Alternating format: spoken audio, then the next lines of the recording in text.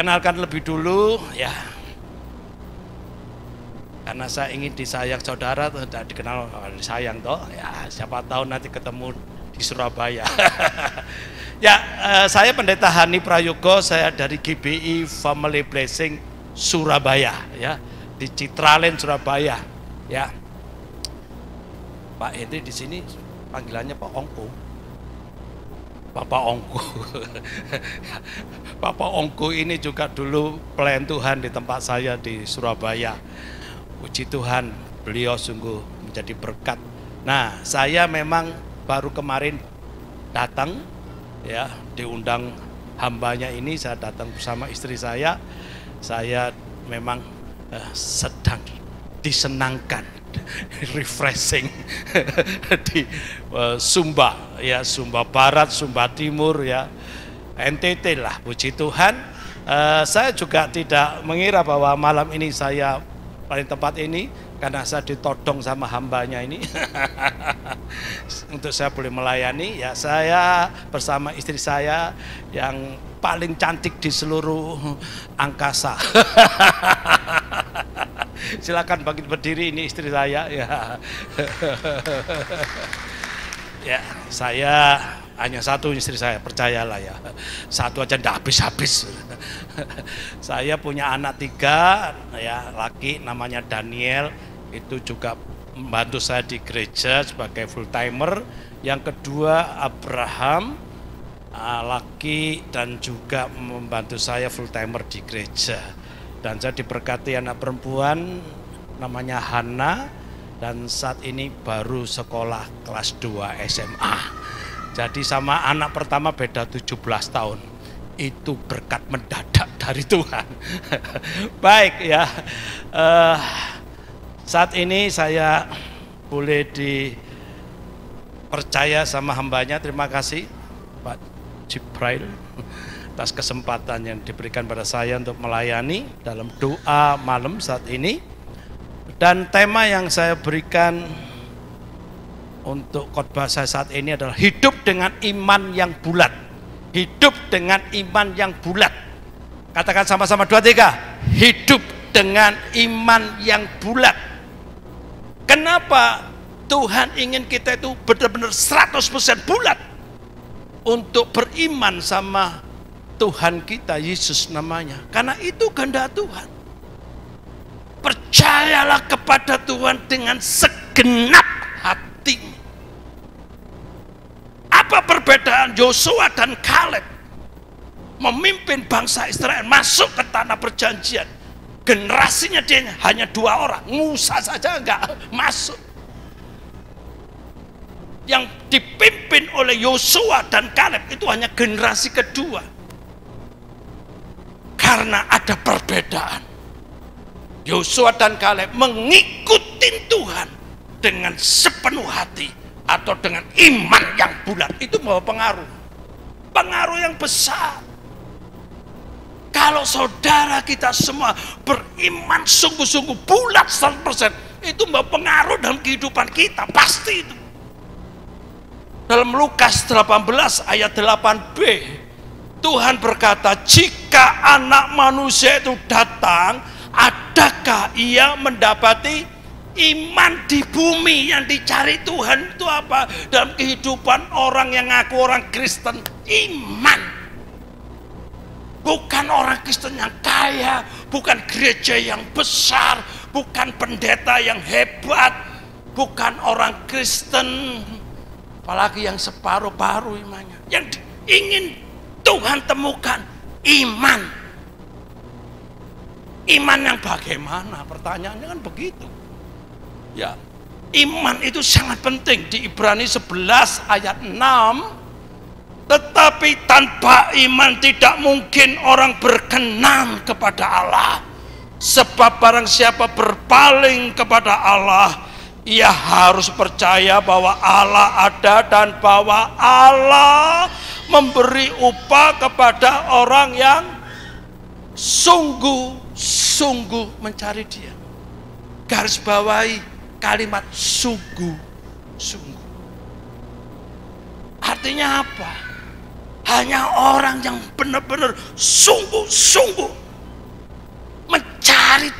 dengan segenap hati, beriman teguh bulat kepada Tuhan, dia akan mendapatkan hal-hal yang luar biasa dari Tuhan, perbuatan-perbuatan ajaib yang dari Tuhan, berkat-berkat yang tidak terduga dari Tuhan, penyertaan yang ajaib, perlindungan ajaib, pemeliharaan Tuhan yang luar biasa. Yang setuju katakan amin. Yang setuju katakan amin.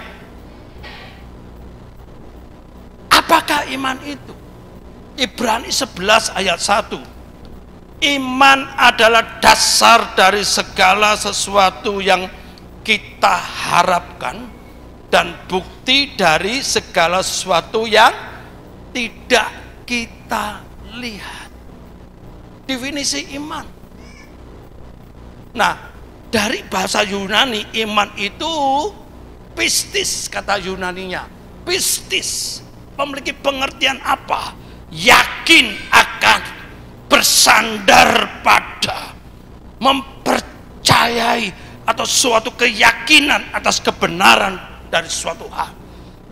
Pistis. Jadi pengertian dari pistis, bahasa Yunani dari iman, yakin akan apa? Yakin akan Tuhan, bersandar pada Tuhan, mempercayai Tuhan dengan sepenuh hati. Melayani Tuhan, baik pemain musik atau siapapun, kelihatan kok pasti beda. Melayani dengan sepenuh hati dengan yang tidak sepenuh hati, beda pasti. Haleluya. Nah, orang percaya yang hidupnya dilandasi iman kepada Tuhan Yesus harus mempunyai gaya hidup yang berbeda dengan orang dunia, karena dia sudah mempunyai pola pikir yang berbeda, cara berpikir yang berbeda. Inilah yang membuat dia beda dengan orang dunia, dan pasti hidupnya menjadi berkat dan Tuhan dipermuliakan. Iman yang bulat, iman yang sungguh-sungguh sepenuh hati mengiringi Tuhan, itu pasti akan membuat dia pola pikirnya berbeda dengan orang dunia, termasuk dengan orang Kristen yang tidak sungguh-sungguh. Perintah Tuhan, hukum yang utama, kasihlah Tuhan Allahmu dengan segenap hatimu, dengan segenap jiwamu, dengan segenap kekuatanmu, dan dengan segenap akal budimu. Segenap, bicara segenap itu total. Dan itu membuat dia berbeda dengan orang-orang dunia. Cara berpikirnya dan semuanya.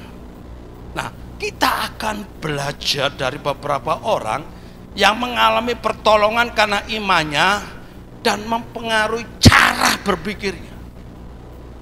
Yang pertama kita akan belajar dari Bapak Abraham. Ibrani pasal 11 ayat 17 sampai 19.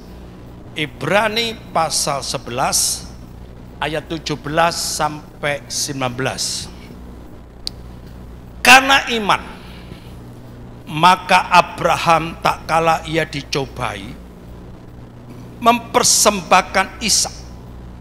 Ia yang telah menerima janji itu rela mempersembahkan anaknya yang tunggal, walaupun kepadanya telah dikatakan keturunan yang berasal dari Ishaklah yang akan disebut keturunanmu. Nah, ayat 19, ayo kita baca bersama-sama dengan suara yang keras. 2, 3. Karena ia berpikir bahwa Allah berkuasa membangkitkan orang-orang sekalipun dari antara orang mati.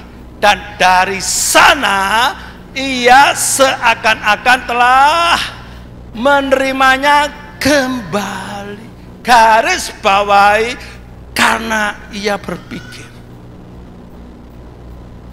Iman kepada Tuhan itu juga mempengaruhi pola pikir dia.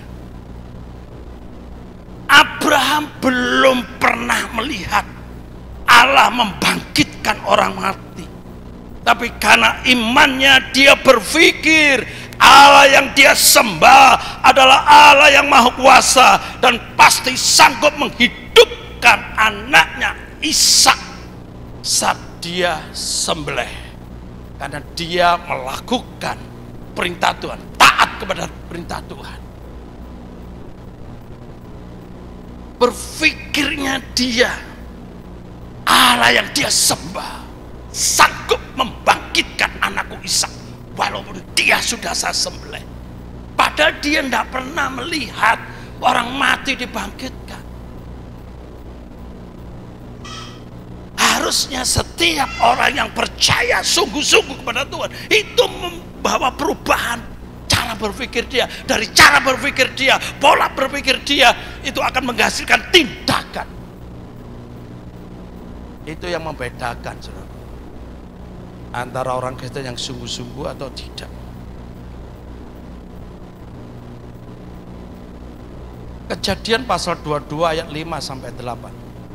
Kejadian 22 ayat 5 sampai 8. Kata Abraham kepada kedua bujangnya itu, tinggallah kamu di sini dengan keledai ini. Aku beserta anak ini akan pergi ke sana. Kami akan sembahyang. Sesudah itu kami kembali kepadamu. Lalu Abraham mengambil kayu untuk korban bakaran itu dan memikulkannya ke atas bahu Ishak anaknya. Sedang di tangannya dibawanya api dan pisau. Demikianlah keduanya berjalan bersama-sama. Lalu berkatalah Ishak kepada Abraham ayahnya, "Bapa," saud Abraham, "Ya anakku." Bertanyalah ia, "Di sini sudah ada api dan kayu, tapi di manakah anak domba untuk korban bakaran itu?"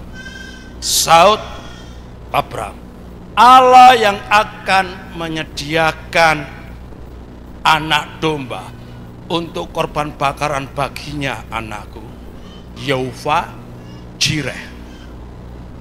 Demikianlah keduanya berjalan bersama-sama. Coba, apa yang membuat Abraham ini berkata kepada dua bujangnya? Karena dia membawa dua bujangnya untuk yang bantu angkat barang-barang yang diperlukan. Di ayat 5, tinggallah kamu di sini dengan kedelai ini. Aku beserta anak ini akan pergi ke sana. Kami akan sembahyang. Sesudah itu kami kembali kepadamu. Sesudah itu kami akan kembali kepadamu. Padahal Abraham mau menyembelih Ishak.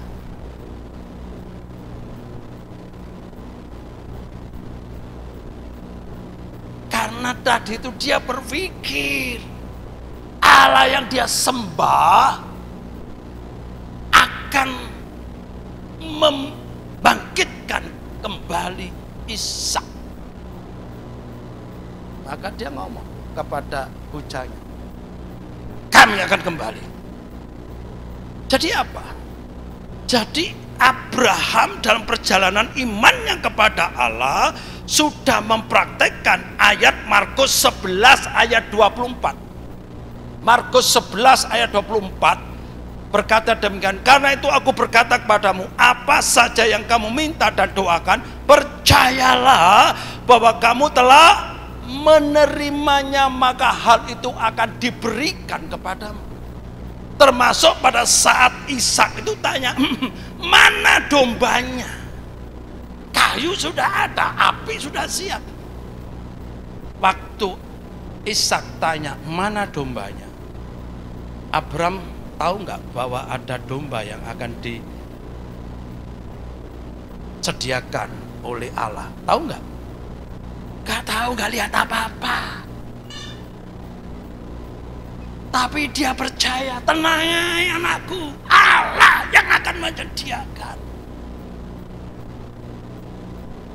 Inilah yang harus kita contoh. Markus 11 ayat 24 Itu pernah saya alami. Rugi kalau anak-anak Tuhan percaya Yesus tapi tidak mengalami kuasa mujizat Tuhan karena kurang mempercayai apa kata firman Tuhan. Markus 11 ayat 24. Apa saja yang kamu minta dan doakan, percayalah bahwa kamu apa?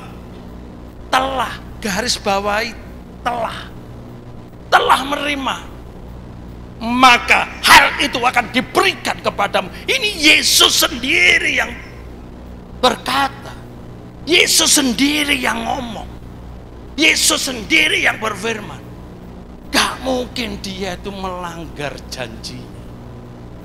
Saat saya kena COVID tahun 2020, belum ada vaksin. Itu yang pertama, itu jenis Alpha. Yang 2021 Delta. Tapi walaupun yang pertama Alpha, sing mati juga banyak itu. Yang gempar kan dimulai dari pendeta GBI di Bandung itu. Gembalanya dan wakil gembalanya tahun bulan Maret 2020 itu kan. Dan banyak juga pekerjanya itu kan yang mati. Sampai ada pandangan bahwa COVID itu diawali dari GBI Bandung, saudaraku ya. Nah, waktu saya kena COVID itu bulan Oktober sama istri saya. Ya, saya 1 minggu diisolasi di asrama haji di Surabaya. 1 minggu di asrama haji. Padahal saya tidak pernah naik haji. Ya. Nah, 1 minggu Jumat saya masuk, Jumat minggu depannya saya boleh pulang karena sudah negatif. Dan saya waktu pulang itu sudah gejalanya itu sudah sesek saya. Jalan 50 meter 100 meter sudah. Ya, saya pulang, istri saya sudah pulang duluan. Dia hanya 3 hari. Dia Jumat sama saya masuk satu kamar, Senin dia sudah negatif. Pulang dia. Saya yang masih belum negatif. Pada waktu COVID itu negatif itu yang bagus, positif malah sih nggak bagus. Terbalik, memang COVID itu di semua dunia terbalik, saudaraku ya. Suami istri pun salah satu kena itu sudah nggak boleh dekat-dekat, sudah social distancing, jadi jarak jauh. Halo. Ada yang ngalami kena COVID? Ada. Oh, kau kena juga ya. Oh, yang di belakang main keyboard itu juga. Ya. Nah, waktu itu kan belum ada obatnya toh. Vaksin belum ada. Apa mujizat yang saya dapat? Saya diingatkan Tuhan dengan ayat ini. Apapun yang kamu minta dan doakan, percayalah bahwa kamu telah. Saya ingat persis. Hari Minggu 1 November. Waktu saya khotbah, pada itu selesai kena COVID saya. Khotbah langsung 3 kali, kami ibadahnya 3 kali. Saya sudah minta sama Tuhan, Tuhan tolong supaya dalam penyampaian firman Tuhan ini, aku tidak sampai sesak. Pas khotbah sesak.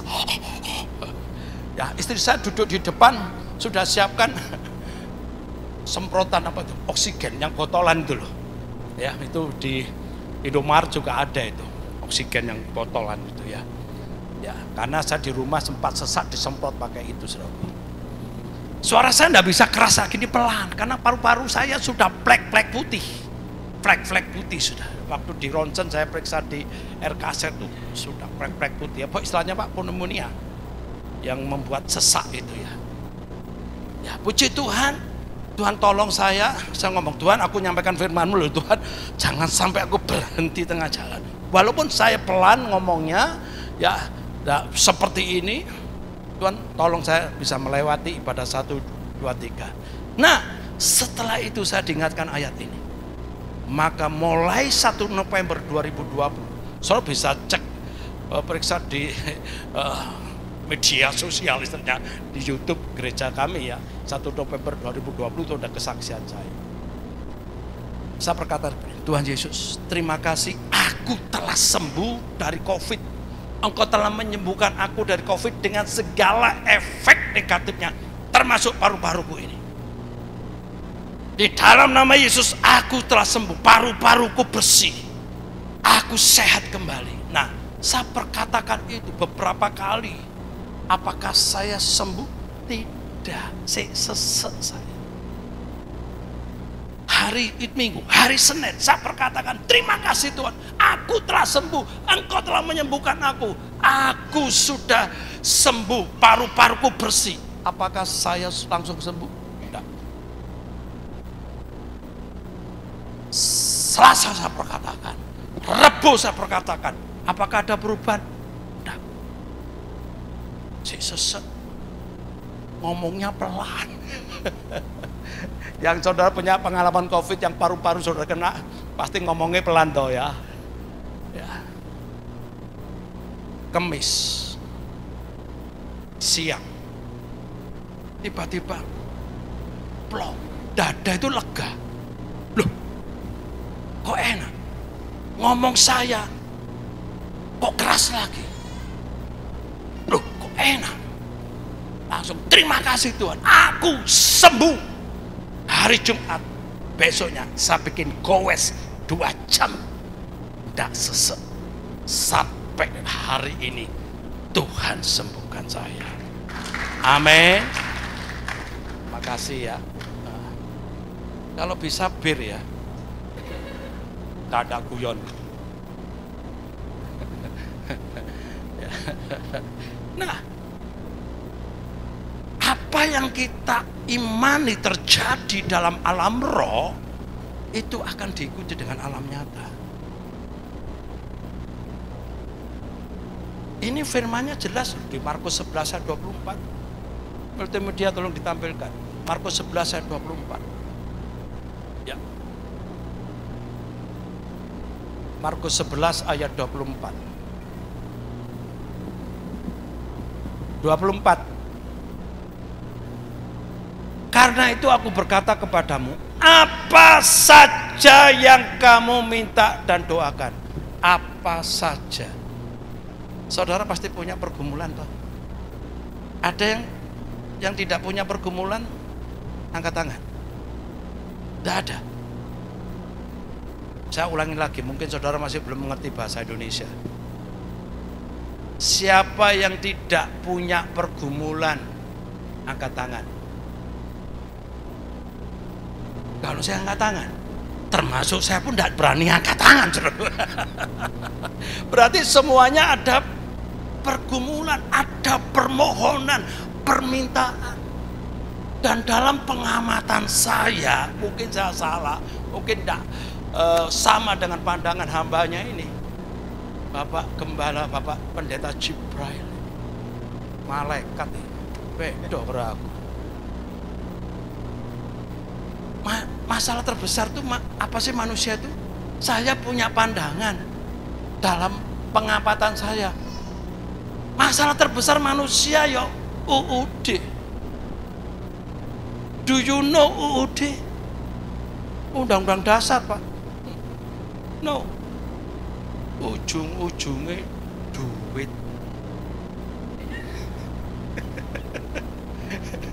Do you know duit? Cek.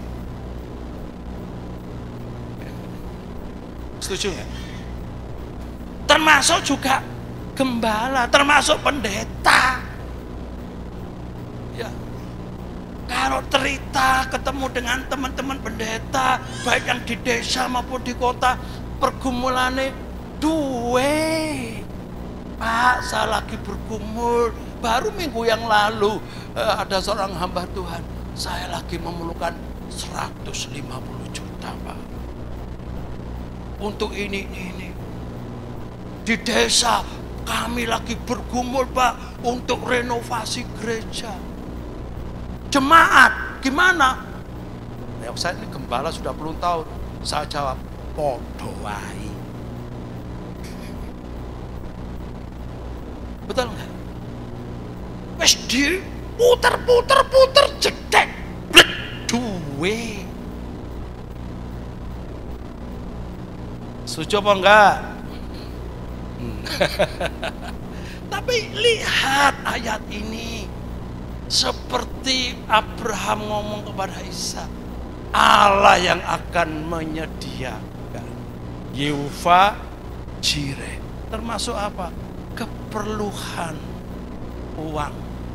Karena ada ayat berkata di Filipi 4 ayat 19, Allahku akan memenuhi segala keperluanmu menurut kekayaan dan kemuliaannya di dalam Kristus Yesus. Segala keperluan, bukan keinginan. Keinginanmu sama keinginan Tuhan pasti banyak berbedanya. Tapi bicara keperluan, firman ini akan terjadi kalau engkau sungguh-sungguh. Nah, soalannya begini. Tidak tahu kalau di Wengapun, Surabaya saya sering temui, Surabaya. Ayat ini, Filipi 4 ayat 19, bisa ditampilkan multimedia.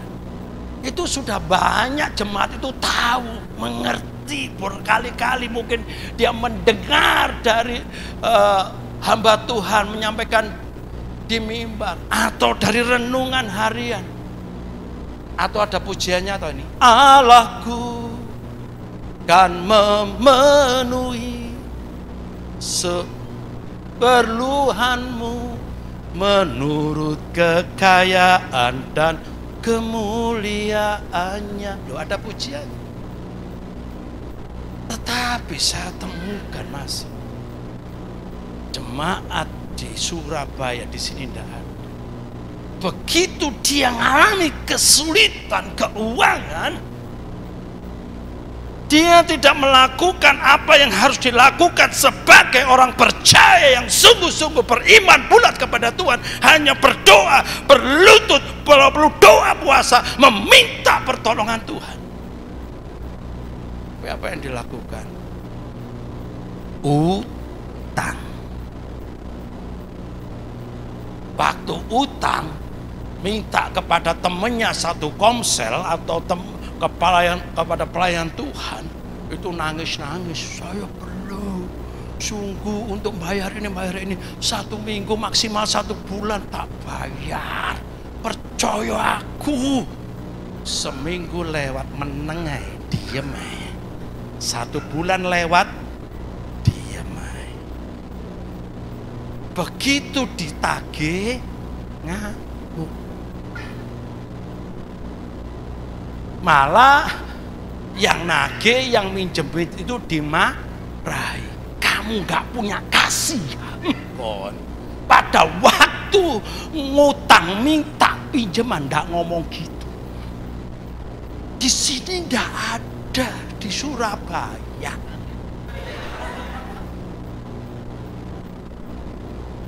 Saya itu 1 tahun pasti selesai baca Kejadian sampai Wahyu.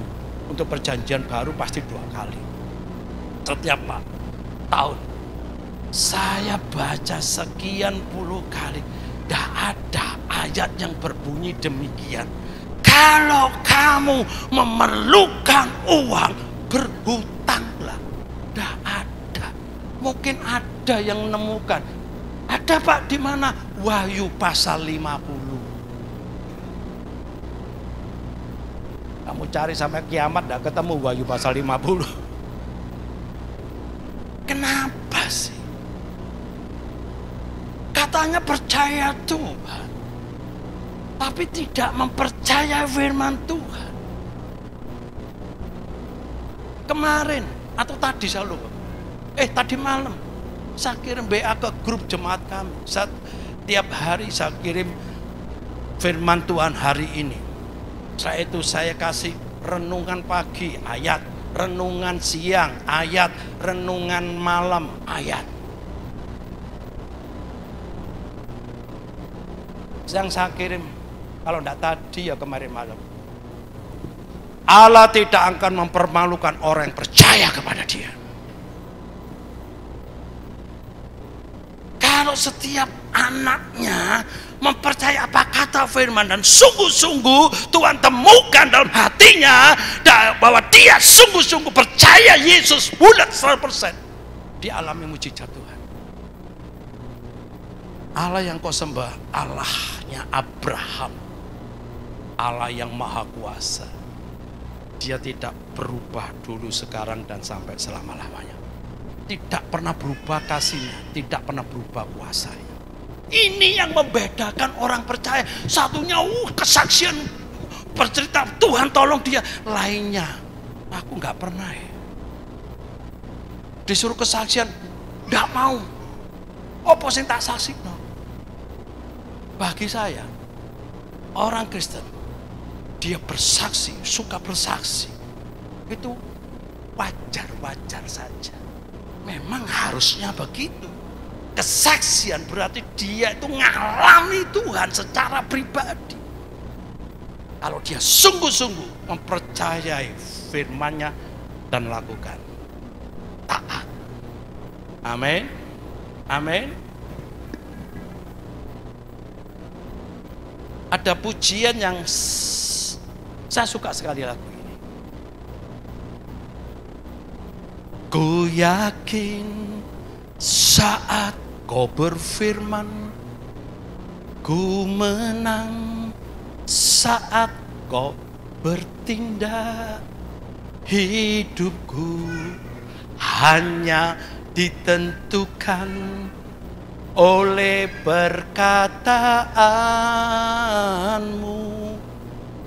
Ku aman nah kau menjaga. Terus ku kuat karena kau menopang.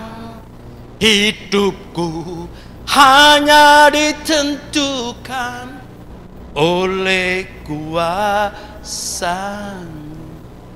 Yang tadi pertama, hidupku ditentukan hanya oleh perkataan. Perkataan itu apa? Firman. Bukan apa kata dunia, bukan apa kata manusia, bukan apa kata tetanggamu, bukan apa kata orang, apa kata firman.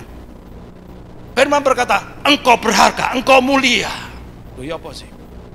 Kalau ada orang yang menghina saudara, membuli saudara, ojo stres, ojo didengerin omong-omongan negatif. Firman Tuhan berkata, aku ini mulia, aku ini berharga. Haleluya.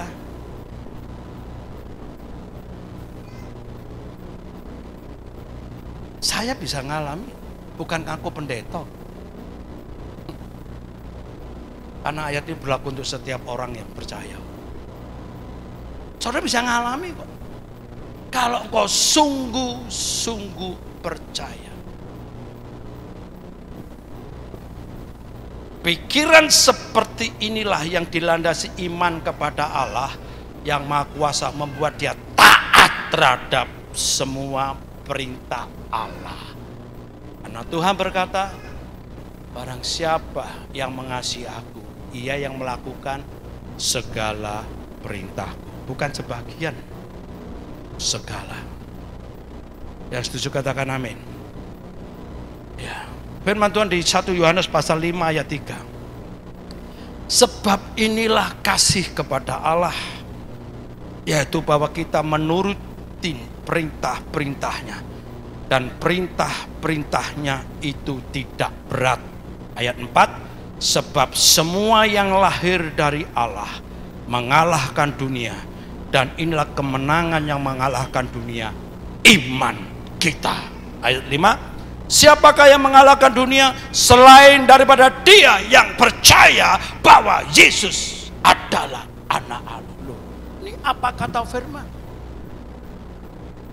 Jadi kalau engkau pernah mendengar khotbah dari hamba Tuhan, kita ini hidup harusnya berjalan dari kemenangan kepada kemenangan, karena ada landasan firman-Nya. Apa yang mengalahkan dunia? Iman kita. Bagaimana imanmu saudara?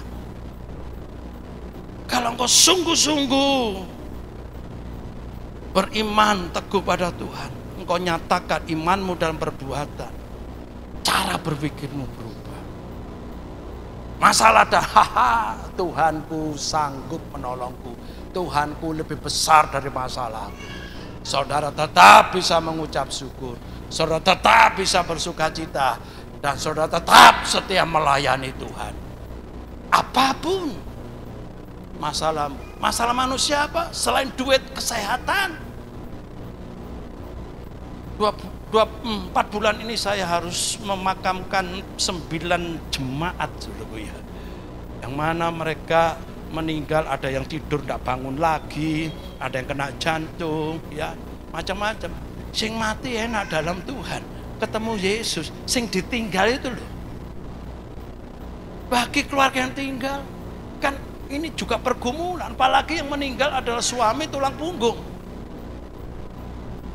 Banyak perkara yang tak dapat ku mengerti, mengapakah harus terjadi di dalam kehidupan ini.